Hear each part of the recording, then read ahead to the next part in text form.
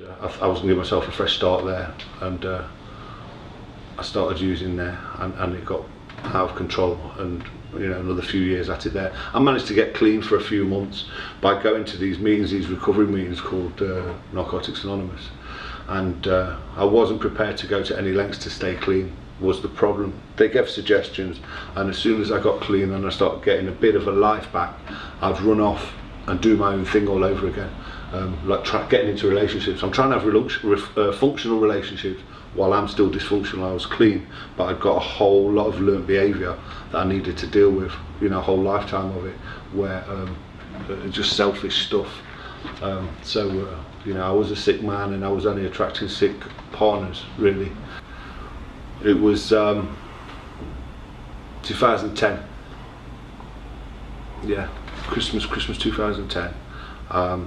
I was back over here. My mother nearly died, and she was in hospital, and they said that she needed round-the-clock care, and I stayed by a hospital bed for a week, and I was still in addiction, and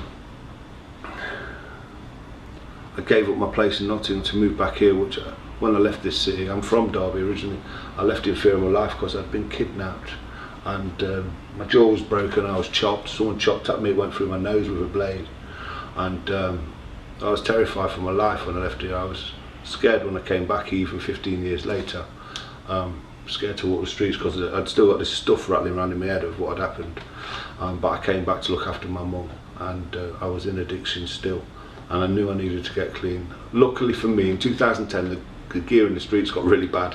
It was cut to bits, and it was poor quality. So with the help of the drug service, what was on Chalmers Street, the street there, it's Phoenix Futures, they were scripting me, and I spoke with my manager, not my manager, with the manager of the place, who believed in me. His name was Warren, and I was on a daily supervised script, and he talked to me about stuff of his personal journey, which was not that different to mine, and it's me having somebody that I see has been to hell and back and got out of it, and it's like, there's somebody, if he can do it, perhaps I can do it. Christmas came, and I got 7 days of methadone to take away. Like the chemist was closed for 7 days, and so I cut it down 5 mil a day from Christmas to New Year's. And my New Year resolution was to get clean and not use any more illicits. January the 2nd, I came into Phoenix, and I spoke with Cully, who was my prescriber, the doctor here, and told him I wanted to switch on to Subutex and I wanted a rapid reduction. He told me I'd done well, and we just went through it quite quick. I wanted to be reducing every day, taking less every day. I don't want to do that a little bit at a time. I'm ready now, and I need that support right now, and they gave it me.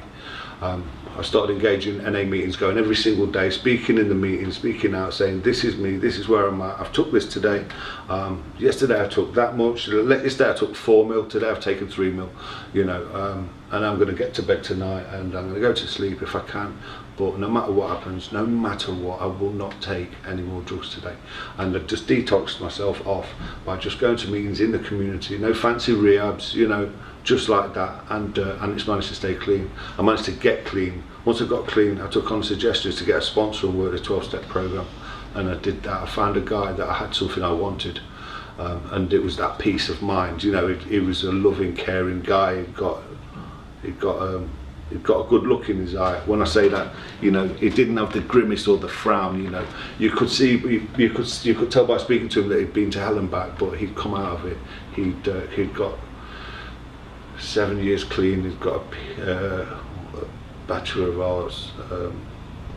He's got letters, a Master's and a Bachelor of Arts degree in psychotherapy.